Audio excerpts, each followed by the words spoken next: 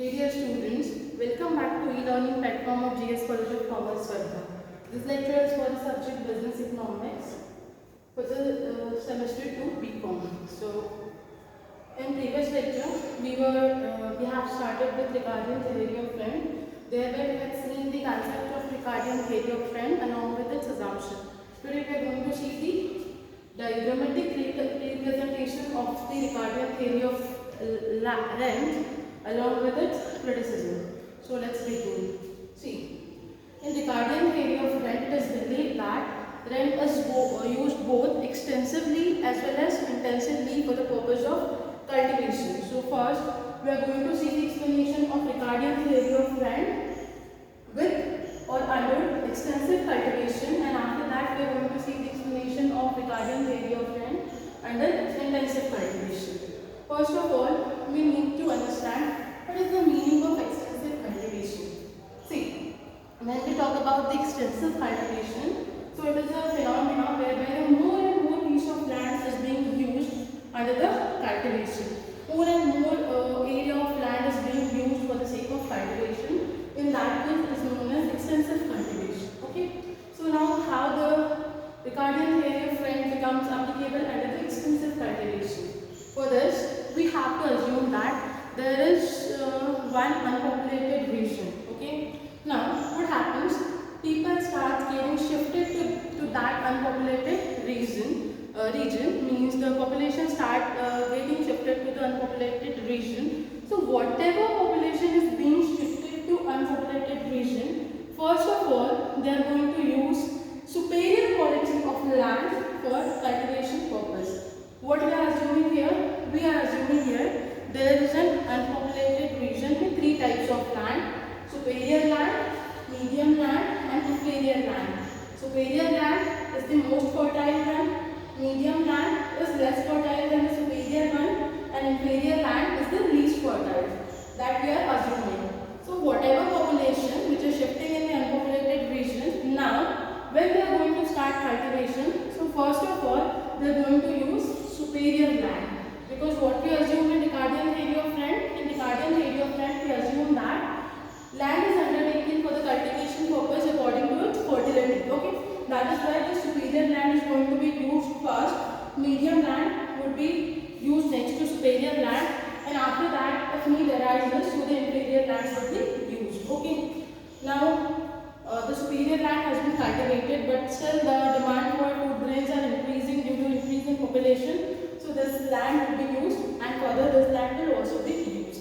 Here it is assumed that for all the grades of land, same cost of cultivation is incurred, and the output that they are providing would be different. Okay, superior land is going to provide the most amount of output. After that, the medium land is going to provide the output which is going to be lesser than the superior land, and inferior land will give the least output. It is assumed in the theory. Okay, and the price of the output from all the types of land, that is superior land, medium land and inferior land will be same. Okay, and after that we have to see which land fetches which rent, because here the output from different types of land is diminishing. Okay, so we are going to see which land is going to fetch how much rent with the help of an example. So here we have three types of land: superior land, medium land, inferior land. Okay, so let's assume there is a cost of cultivation 5,000 rupees. We are incurring 5,000 cost of cultivation for each type of land. Now just assume this superior land gives 20 quintals of output. This gives 10 quintals of output, and it gives 5 quintals of output. Price for all the output is 1,000 rupees per quintal. Okay, 1,000 rupees per quintal. So here the value of output from the superior land is going to be 20 into 1,000. 20,000. For the medium land, 10 into 1,000. 10,000. For the inferior land, 5 into 1,000. 5,000.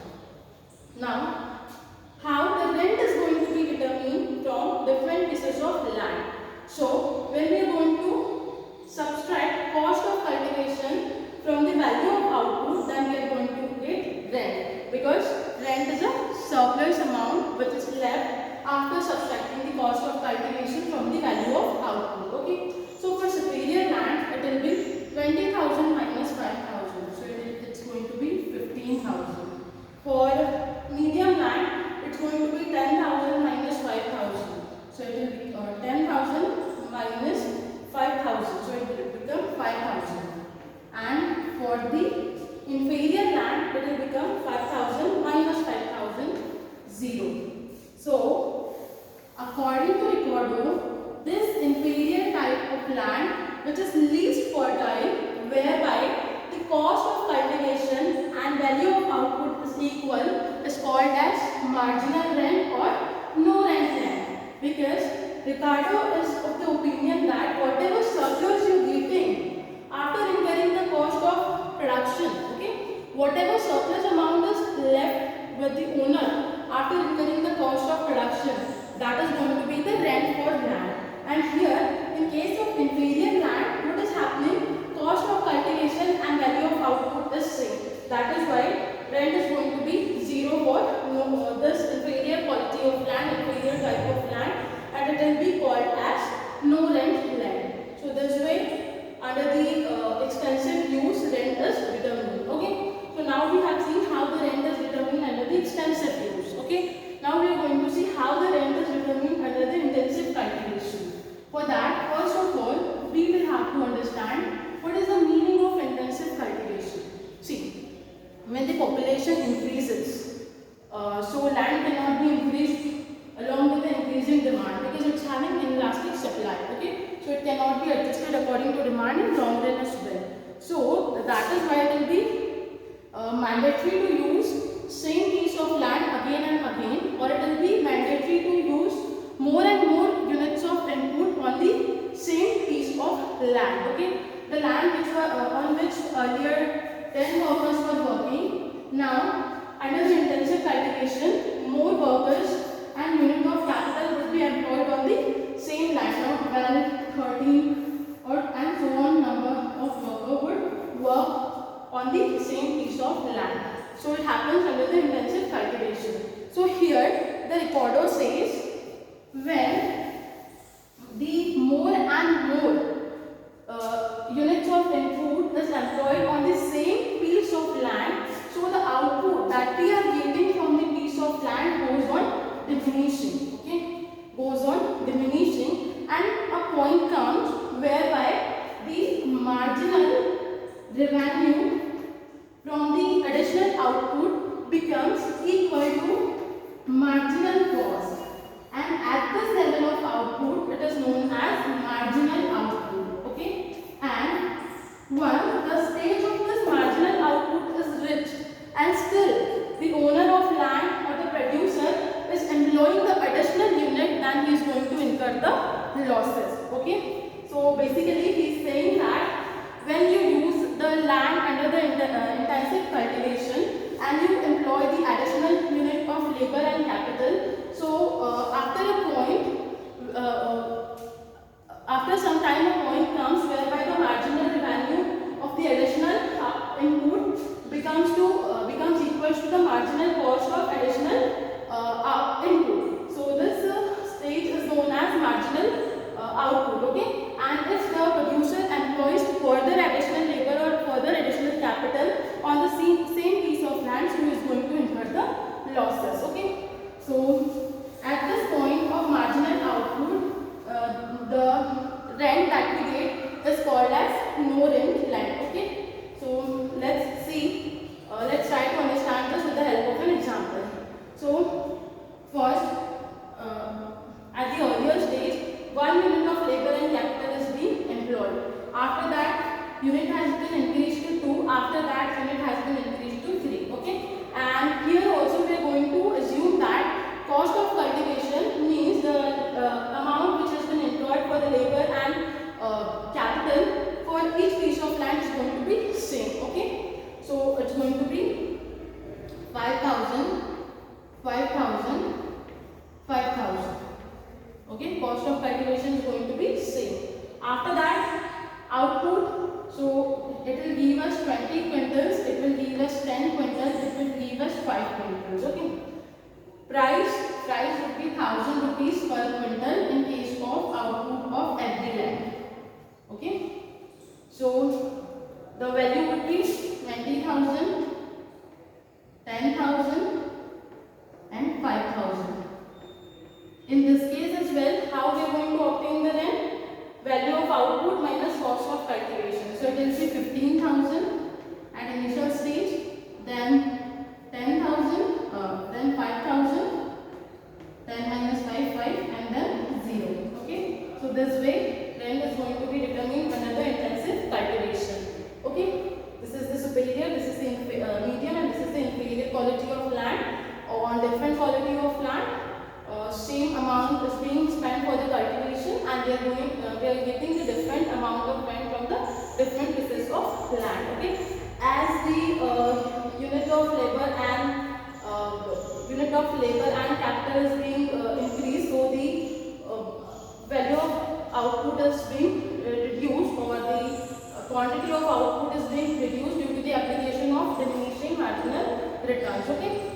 So here we have seen how the rent is determined under the intensive cultivation. Now we are going to see the diagrammatic representation of both these theories. Okay. So this is the OX axis, whereby we are going to represent grade of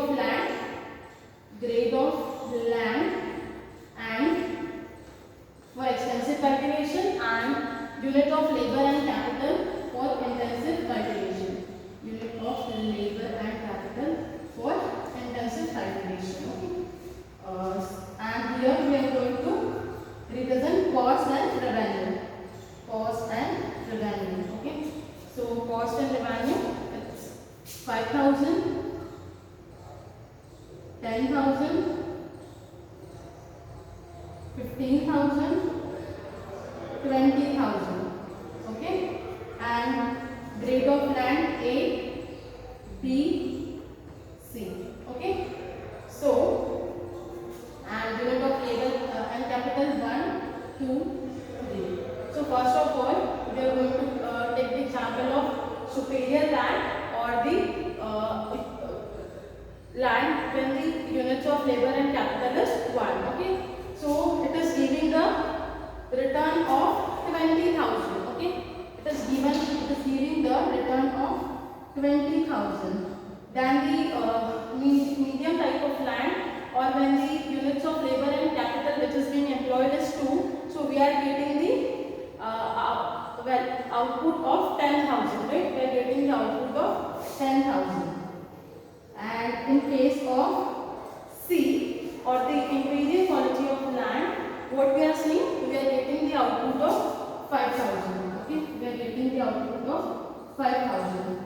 So when we are going to talk about the cost of cultivation for all the land, so it is 5,000. Okay, so it is 5,000.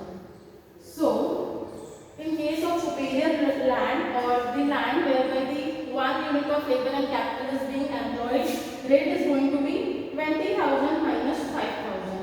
So this shaded portion in this case would show the rent, which will be equal to 15,000. Okay, 15,000.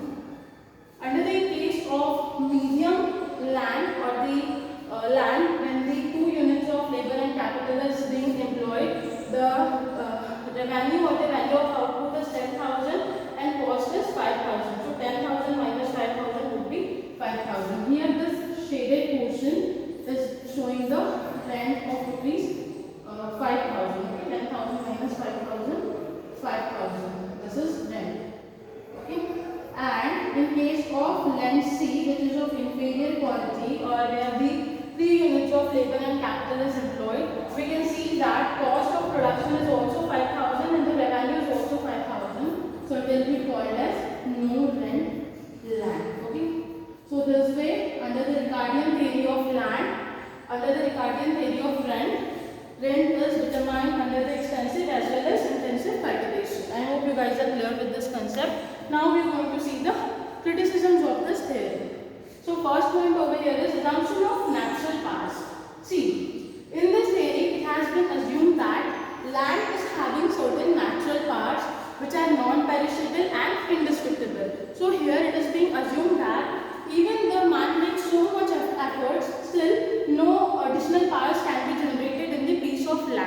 But this assumption is wrong if we talk about the modern era. Because in modern era, by using the different techniques, by using the manures, by using the irrigation facilities, we can improve the quality of land. Even less fertile land can be made more fertile by using all these things. So that is why this is one of the criticisms of theory of land. After that, perfect competition. So here it is being assumed that the perfect competition lies in the market. But perfect competition, the concept of perfect competition is in itself a myth. That is why it is also one of the criticism of Ricardian theory of rent. After that, non-existence of no rent land. Here, the Ricardo says when the cost of cultivation becomes equal to the value of output, so land does not face any rent. It becomes a no rent land. But in actuality, there is no existence of no rent land. Every piece of land fetches some amount of rent. Okay. So that is why the concept of no rent land is there, and it is one of the criticism of the theory, because no rent land does not exist in the realistic situation. After that, wrong assumption of diminishing returns.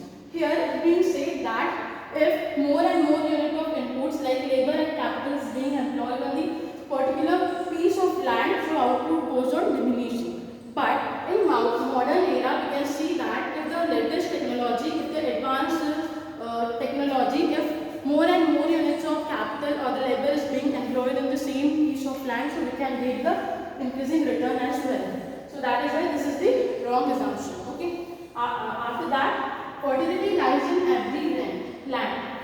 See, here the Ricardo says that in no rent land there is no fertility, it is infertile. But it is not so. In every piece of land, some amount of some level of fertility lies. It might be in the form of minerals or stone, but the fertility lies. So there is no existence of the land where the fertility does not lie, and that is where this assumption is also wrong. So these are the criticisms of the